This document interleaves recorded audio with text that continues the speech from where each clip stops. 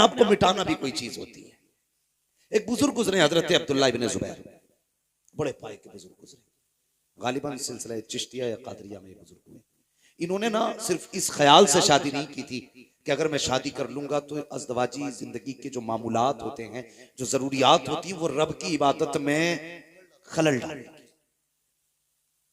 ये सोच के निकाह नहीं किया। ये मत सोचना मैं तुमसे मना कर रहा हूं, तुम करना, तुम्हारा करना फर्ज है। ये उन्हीं जैसे लोगों को इजाजत थी जो अपने नफ्स पे काबू करके बैठे थे, जो नफ्स के गुलाम नहीं, नफ्स के बादशाह थे। नफ्स वो करता था जो वो कहते थे। इस ख्याल से ज़ैनब भाई उन्होंने शादी नहीं की। एक दिन रिवायत पढ़ी तो उसमें उन्होंने देखा कि जन्नत में कोई भी जवान बिना बीवी के नहीं होगा। अल्लाह जन्नत में सारे लोगों का निकाह कराएगा। आप तो खुश हो जाओ भाई, जिनकी नहीं हुई है अब तो उनका भी नंबर लगने वाला है। सबको अल्लाह जन्नत में बीवी देगा। कहने लगे अच्छा, तो फिर तो हमारी भी होनी है वहां। जब होनी है सबकी तो हमारी भी होगी। बहुत बड़े वली थे, हाथ उठा दिए, कहने लगे अल्लाह वो दिखा ना जो जन्नत में मेरे साथ रहेगी। मैं अपनी जन्नत वाली बीवी को देखना चाहता हूं। पहले दिन दुआ मांगी, कुछ नहीं हुआ। दूसरे दिन दुआ मांगी, कुछ नहीं हुआ। तीसरे दिन दुआ की उन्होंने, लेटे, आंख लगी, तो जब आंख लगी ना, एक खातून सामने आई, रंग काला, रंग काला, पुराना लिबास, पागलों जैसी हालत, और कहने लगी अब्दुल्ला मैं मैमूना वलीद हूं, मैं बसरा में रहती हूं। बस इतना सुना ना, उठे बसरा चल दिए। बस्ती में पहुंचे, कहने लगे मैमूना वलीद कहां मिलेंगे। लोगों ने कपड़े देके, हुजूर आप मैमूना वलीद को पूछ रहे हैं, इतने बड़े आलिम हो के, उससे क्या काम। कहा क्यों का, वो तो पागल है। कहा क्यों का, लोग पत्थर मारते हैं उसको। कहा क्यों मारते हैं। कहा जब लोग हंसते हैं तो वो रोती है, लोग रोते हैं तो वो हंसती है, दीवानी है वो। कहा कहां मिलेगी। कहा हुजूर वो उजरत पे हमारी बकरियां चराती है।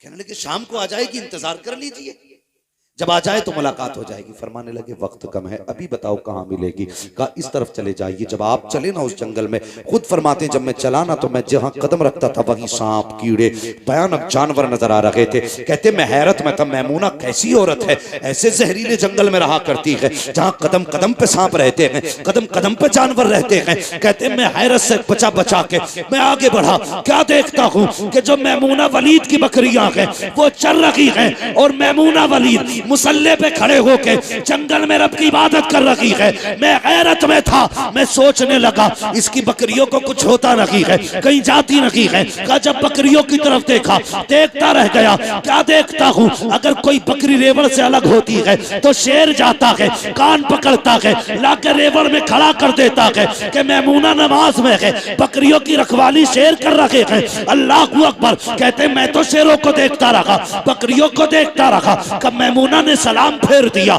मुझे पता ना चला। मैमूना कहती है अब्दुल्ला मिलने का वादा तो जन्नत में था, तू यहीं चल के आ गया है। हैरत में थे। कहने लगे मैमूना मुलाकात भी पहली है, बात भी पहली है, कभी तूने नहीं देखा, कभी मैंने नहीं देखा, नाम किसने बता दिया। तो मैमूना कहती है अब्दुल्ला जिसने तुझको मेरा नाम बता दिया है उसी ने मुझको तेरा नाम भी बता दिया।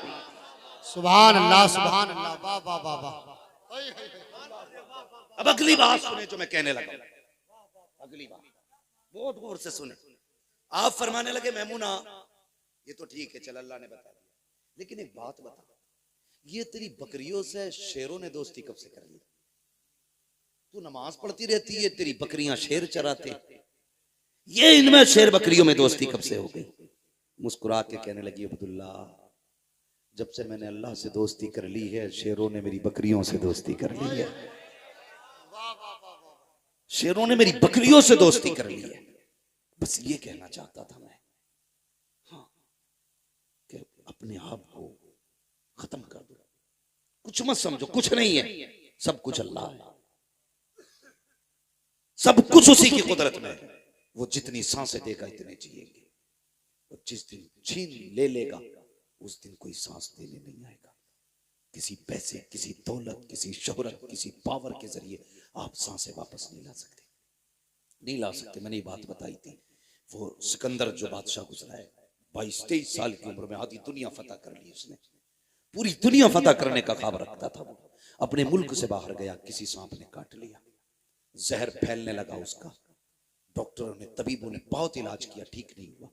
कह दिया बचने के चांसेस कम है। जानते हो उसने क्या कहा था? उसने कहा था कोई मेरी सारी मिल्कियत ले ले, सारी दौलत ले ले, सिर्फ इतनी सांसें उधार दे दे कि अपने वतन में जाके मर सकूं, अपने वतन में जाके मर सकूं। कोई इतनी सांसें वापस कर दे मुझे कि मैं अपने वतन में मरना चाहता हूं। वजीर खड़ा हो गया, कहने लगा कोई भी सारी कायनात लेके सांसें नहीं दे सकता।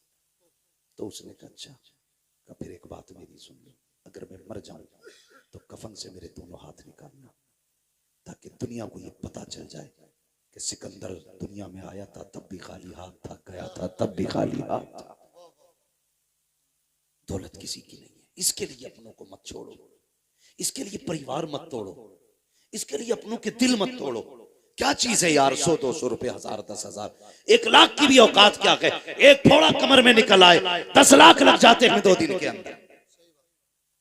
यार वो 10 लाख बजाय डॉक्टर को देने के अपनों पे लगा दिया करो, अपने दस्तरखान पे बैठा के अपनों को खिला लिया करो।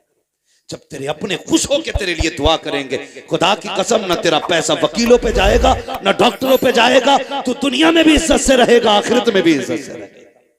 इसलिए मेरी गुजारिश है, मुत्तहिद रहें, मोहब्बत से रहें, परिवार को समेट के रहें, एक दूसरे का बाजू बन के रहें। खत्म कर दो इंच बीघे भर की जमीनों की लड़ाइयां। यार कोई भी जमीन जान से ज्यादा नहीं हो सकती, खून से ज्यादा नहीं हो सकती है, कोई भी दौलत अपनों से ज्यादा नहीं हो सकती है। अगर बिछड़ने के दर्द का एहसास ना हो तो उनसे पूछो जिन्होंने अपनों के जनाजे उठाए हैं, उठाने के बाद कभी सीधे नहीं हो पाए, कभी सीधे नहीं हो पाए। ये वो हैं जो किसी बाजार में नहीं मिलेंगे, किसी मेले में नहीं मिलेंगे, किसी कारखाने में नहीं मिलेंगे। ये सिर्फ वो प्रोडक्ट था जो कारखाने कुदरत से बना, एक बार मिला तुझे दोबारा नहीं मिलेगा, दोबारा नहीं मिलेगा। कदर करें इनकी, इज्जत करें। और सबसे ज्यादा इज्जत का हकदार बाप होता है, माँ होती है, अपना परिवार होता है। लोग कहते हैं मैं फलां की जगह गया था, शादी में 10,000 दे के आया, और ये देखता नहीं तेरी फूफी की बेटियां जहेज की वजह से घर पे बैठी है, तूने जहेज नहीं दे पाया।